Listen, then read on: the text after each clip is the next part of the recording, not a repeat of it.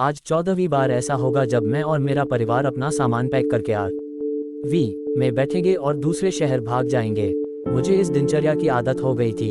Police हमारे दरवाजे पर दस्तक देगी, मेरे पिताजी से पूछताछ करेगी और उनके जाने के बाद वे हमें अपना सामान पैक करने का निर्देश देंगे। वह हमेशा अपने सवालों को लेकर बहुत रहस्यमय रहता है। मैं नए स्कूल में नए दोस्त बनाने की कोशिश करते करते बहुत तंग आ चुका हूँ। अब जब मैं 16 साल का हो गया हूँ तो मैं बैठकर अपने पिता के फिर से ऐसा करने का इंतजार नहीं करने वाला हूँ। मैं कम से कम एक गर्लफ्रेंड तो बनाना चाहता हूँ, आखिरकार मेरा पहला किस तो हो। उस रात देर से हमार वी में सवार हुए और गाड़ी चलाकर जाने लगे। मेरी माँ ने सामान पैक करके जाने के बारे में बहस करना बंद कर दिया। मुझे याद है जब मैं लगभग 7 साल का था, हम एक शानदार टाउन हाउस में रहते थे। ये पहले से ही सुसज्जित था और मेरी माँ को ये बहुत पसंद था। हम उस घर में 2 साल तक रहे। उसने एक सुंदर हरा भरा बगीचा बनाया और अंडों के लिए एक छोटा सा मुर्गी घर भी बनाया। मेरे पिताजी परेशान दिख रहे थे और दौड़ते हुए रसोई में आए। अपना बैग पैक करो।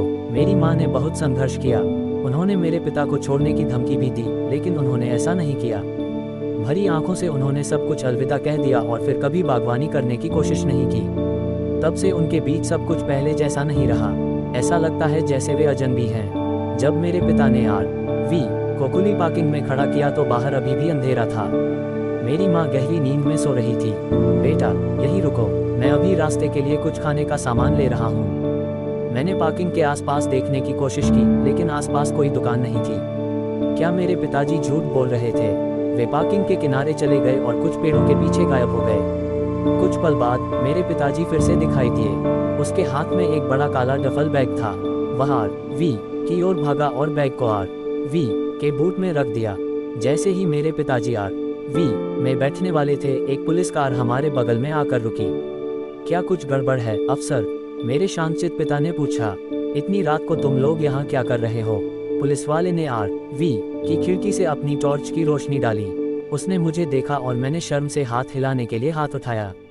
आगे की लंबी सड़क पर आगे बढ़ने से पहले बस थोड़ा आराम कर रहा हूँ।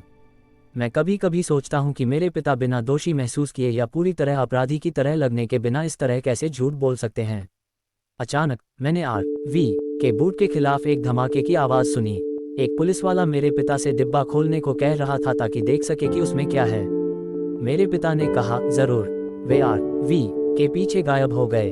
मैं कुछ भी नहीं देख पा रहा था, लेकिन मुझे टक्कर और धमाके की आवाज़ें सुनाई दे रही थी।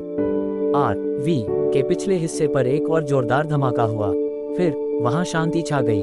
मेरे पिता गाड़ी के पीछे कूद पड़े और जितनी जल्दी हो सके उतनी तेजी से गाड़ी चला दी।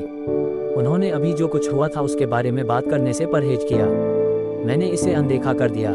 कुछ दिनों बाद हम अपने नए, पहले से ही सुसज्जित घर में पहुंच गए। जब मैं अपना सामान उतार रहा था तो एक लड़की ने मुझे बगल के घर से हाथ हिलाकर इशारा किया। नमस्ते, मैं एलिस हूँ। वह बहुत सुंदर थी। उसकी टांगें सुडौल और तन रंग की थीं। उसकी स्कर्ट इतनी छोटी क्यों थी? ऐसा नहीं है कि मुझे इससे कोई आपत्ति है। मैं उसके कारण इतना विचलित हो गया था कि मैं हमारे ड्राइववे में एक बॉक्स से टकरा गया। मैं कितना बेवकूफ़ हूँ। मैंने अपना बैग बंद नहीं किया, इसलिए अंदर का सारा सामान ज़मीन पर गिर गया। वह मदद करने के लिए मेरी ओर दौड़ी।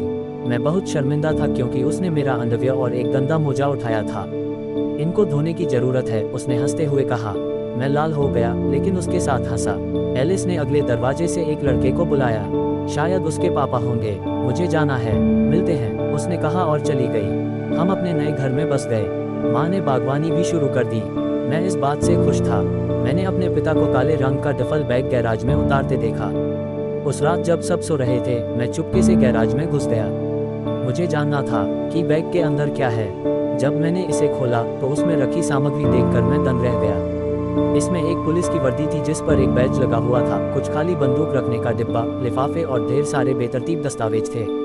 इसके बाद जो कुछ मैंने पाया उसके लिए मैंने पहले से कुछ भी तैयार नहीं किया था। बैग के नीचे एक लड़की की तस्वीर थी।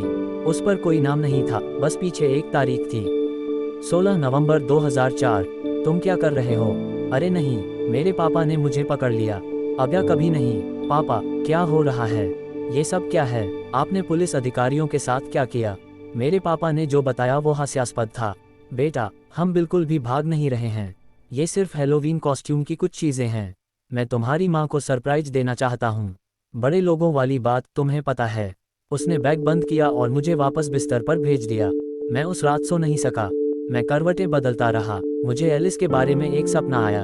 हम समुद्र में तैर रहे थे। वह डूब रही थी और मैंने तैरकर उसकी जान बचाई। जैसे ही वह मुझे चूमकर शुक्रिया कहने वाली थी, मेरे पिता सपने में प्रकट हुए। वह बंदूक पकड़े हुए था। नारे लगाते समय उसके चेहरे पर अजीब सा भाव था। बड़ों वाली बातें, बड़ों वाली बातें। मैं पसीने से लथपथ जाग उठा। मेरे पिता कुछ छिपा रहे थे। मुझे पता लगाना था कि वह क्या है। अगले दिन मैंने अपने नए स्कूल में दाखिला ले लिया। मैं एलिस को वहां देखकर हैरान रह गया। सौभाग्य से हम दोनों एक ही कक्षा में पढ़ते थे। उसने मुझे अपने कुछ दोस्तों से मिलवाया। वे सभी वाकई बहुत अच्छे थे। वाह, वह बहुत खूबसूरत है। मैंने खुद को गणित की क्लास के दौरान उसे घूरते हुए पाया। मैं अपने दिवास्वप्न से बाहर आ गया जब शिक्षक ने मेज पर हाथ मारा। कक्षा में सभी मुझ पर हंसे। एलिस मुस्कुराई। मेरे पीछे बैठे एक आदमी ने कहा, तुम्हें एलिस की आदत हो जाएगी। उसका हम सब पर ऐसा ही प्रभाव है। ब्रेक का समय था और एलिस ने मुझे अपने और अपने दोस्तों के साथ बैठने के लिए आमंत्रित किया। मुझे लगा कि मैं तुरंत ही उस गिरोह का हिस्सा बन गया हूँ। उन्होंने मुझे अपना गुप्त ब्रेक टाइम एरिया दिखाया। यहीं पर उनमें से कुछ लोग बिना शिक्षकों की नज़र में आए मस्ती करते, होमवर्क कॉपी करते और संगीत बजाते थे। ये गोदाम के बगल में एक खाली पड़ी कक्षा के पीछे था।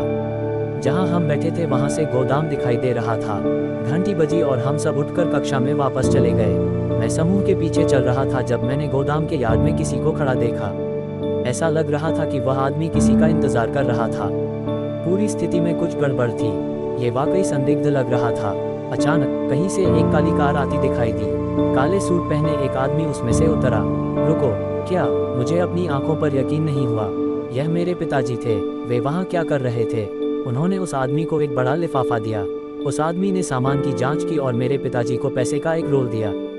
मेरे पिताजी ने इधर उधर देखा और फिर वह कार में बैठ गया और गायब हो गया। क्या तुम आ रहे हो? एलिस को फोन किया। मैंने भी यही किया। उस रात दिन के समय मेरे पिताजी बिल्कुल सामान्य व्यवहार कर रहे थे। मैंने ये जानने की कोशिश की कि क्या वह किसी बात को लेकर घबराए हुए थे, लेकिन उन्होंने कभी कुछ नहीं बताया। अगले घर में रहने वाली एलिस के विचारों ने मुझे मेरे पिता के जीवन के रहस्य से विचलित कर दिया। जब सब सो गए तो मैंने अपने बेडरूम की खिड़की से देखा जो ऊपर की मंजिल पर थी। मैं देख सकता था कि एलिस अपने कमरे में बिस्तर पर लेटी हुई संगीत सुन रही थी। वाह, वह अपनी नाइटवियर पहनकर और भी सुंदर लग रही थी। उसने खिड़की से बाहर देखा। मैं नीचे झुक गया ताकि वह मुझे घूरते हुए न देख सके। कुछ देर बाद मैंने फिर खिड़की से झांका। वह अभी भी उसी स्थिति में थी। उफ, उसने मुझे नहीं देखा। हमारे घर के बगीचे को देखते हुए मुझे वाकई खुशी हुई कि मेरी माँ फिर से बागवानी कर रही थी। अचानक झाड़ियों में से एक में सरसराहट की आवाज आई। क्या ये कोई चोर था? नहीं, यह मेरे पिताजी थे। उसके हाथ में दूरबीन थी। वह बाड़ के ऊपर से देख रहा था। वह किसको देख रहा था? सौभाग्य से एलिस ने अपने बिस्तर के पास का लैंप बंद कर दिया। मेरे पिता ने कुछ पल इंतजार किया, फिर वह बाड़ के ऊपर से कूद गए। क्या वह कुछ अजीब करने जा रहे थे? उसके कमरे में घुसने वाले थे। मुझे अपनी आंखों पर यकीन नहीं हो रहा था। वह उसके बेडरूम की खिड़की के करीब जा रहे थे। फिर वह नीचे झुका और कोने से होते हुए उसके बेडरूम के पास पहुंचा। उसके हाथ में एक छोटा सा उपकरण था। उसने उसे छुआ और एक छोटी सी रोशनी चमकने लगी। फिर उसे उसके लिविंग रूम की एक खुली खिड़की मिली। उसने खिड़की से अपना डरावना हाथ अंदर डाला। कुछ पल बाद उसने एलिस और उसके परिवार को बिना किसी परेशानी के छोड़ दिया। लेकिन डिवाइस गायब हो चुका था। मेरे पिता कौन सा गहरा रहस्य छिपा रहे थे। मैं बाथरूम जाने के लिए अपने कमरे से बाहर निकला और दालान में अपने पिता से मिला। वह चौंके हुए लग रहे थे। मैंने पूछा, तुम कहाँ थे? देर रात की सैर से लौटे थे। ताज़ी हवा का आनंद लिया। शुभ रात्रि बेटा। मेरे पिताजी झूठ बोलने में बहुत माहिर थे। मुझे इसे छोड़ना पड़ा, लेकिन मैं एलिस पर नज़र रखने जा रहा था ताकि यह सुनिश्चित हो सके कि वह सुरक्षित है। अगले दिन स्कूल के बाद मैंने एलिस को पार्क में टहलने के लिए अपने साथ चलने के लिए कहा। वह अपने स्कूल यूनिफॉर्म की तुलना में अपने वॉक कपड़ों में और भी अधिक सुंदर लग रही थी। पार्क में टहलते समय तेज हवा चली और गलती से उसकी स्कर्ट ऊपर उड़ गई। वह लाल हो गई। मैं इतना विचलित हो गया कि मुझे ध्यान ही नहीं रहा कि मैं कहाँ जा रहा हूँ और सीधा लैंप पोस्ट से जा टकराया।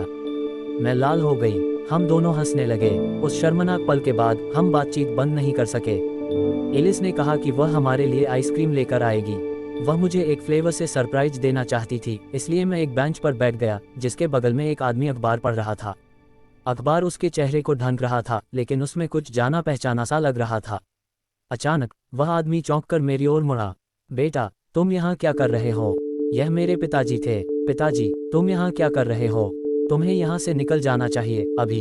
जल्दी करो। जाओ। वह इतना अजीब व्यवहार क्यों कर रहा था? बहुत देर हो चुकी थी। उसी समय कोई मेरे पिताजी के पास आया। कुछ ही सेकंड में मेरे पिताजी और एक अनजान व्यक्ति ने एक दूसरे को देखे बिना ही 2 लिफाफे बदल लिए। वह व्यक्ति जितनी जल्दी दिखाई दिया उतनी ही जल्दी गायब भी हो गया। मुझे खेद है कि तुम्हें ये देखना पड़ा बेटा। मैं नहीं चाहता था कि तुम इसमें शामिल हो।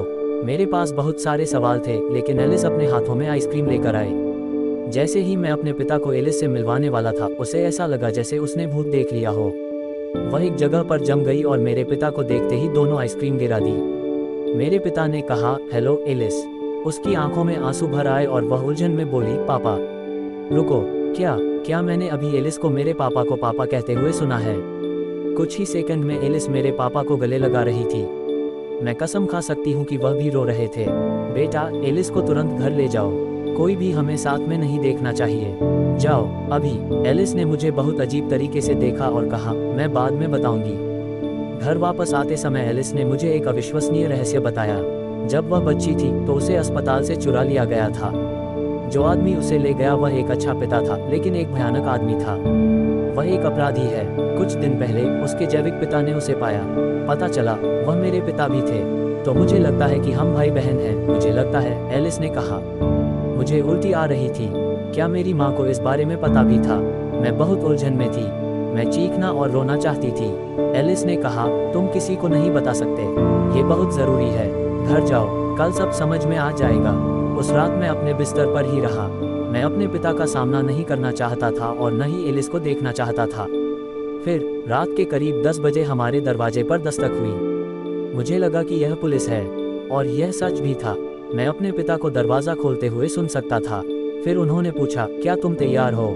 जिस पर मेरे पिताजी ने जवाब दिया, मैं 10 साल से तैयार हूँ। उसके बाद जो हुआ वह पागलपन भरा था। मैं पुलिस के सायरन और लोगों की चीखें सुन सकता था। यह अगले दरवाजे से आ रहा था। मैं बाहर भागा। एलिस के घर के बाहर पुलिस की गाड़ियां और पुलिसकर्मी खड़े थे। तभी मेरे पिता एलिस के घर से बाहर निकले। क्या उन्होंने पुलिस की वर्दी पहन रखी थी? और उन्होंने एलिस के पिता को हथकड़ी पहना रखी थी। पिछले 10 सालों से मेरे पिता एक अंडरकवर FBI एजेंट के तौर पर काम कर रहे थे, जो उस आदमी का पता लगा रहे थे जिसने उनकी बेटी को बचपन में चुराया था।